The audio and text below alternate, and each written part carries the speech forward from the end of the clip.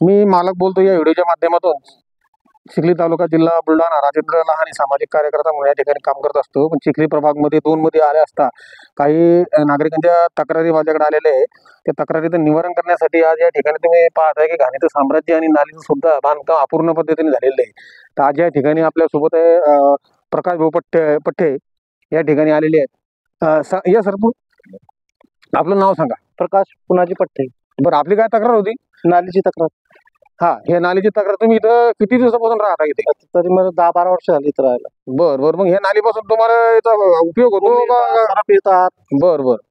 गोम येतं, सरप येतं. या आता सरप परवा दिवशी सरप निघलं होतं. पहा किती बिकट परिस्थिती आहे. कारण कसं आहे माहिती आहे का, की आता येणारा पावसाळा काही दिवसापूर्वी येणार आहे. आणखी 15-20 दिवसात पावसाळा सुरू होणार आहे आणि पूर्ण घाणीचं साम्राज्य या ठिकाणी दाखवलेलं आहे. आता हे पहा तुम्ही नाली, किती नाली, भयानक नाली आहे या ठिकाणी दिसलेली आहे. पूर्ण नाली साचलेली आहे. नगरपालिका या ठिकाणी कोणत्या प्रकारचं काम करत नसताना या ठिकाणी आपण नगरपालिकेच्या अधिकाऱ्यांना विनंती करतो की बाबांनो हे कुठंतरी हे साफ झालं पाहिजे आणि प्रत्येक नागरिकाला कुठंतरी चांगलं स्वच्छतेचं आपण जे अभियान राबवतो त्या अभियानाचा कुठेतरी फायदा झाला पाहिजे. असे या माध्यमातून बरेच मंडळी आपल्या तक्रार घेऊन या ठिकाणी आलेले आहेत. या सर पुढे या थोडं.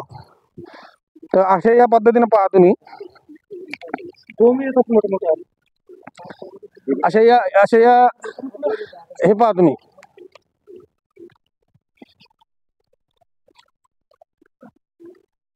पाणी आल्यानंतर खूप बिकट परिस्थिती या ठिकाणी झालेली आहे आणि सर्प सुद्धा निघतात आणि सर्प घरात जातात आणि कुठंतरी सर्प दंश होऊ शकतो. लहान मुलांना किंवा तरुणांना किंवा वयस्कर माणसांना याचा कुठं दुष्परिणाम होऊ शकतो. आता हे पहा पूर्णपणे घाणीचं साम्राज्य या ठिकाणी निर्माण झालेलं आहे. समोर येऊन पहा, थोडं समोर या तुम्ही थोडं.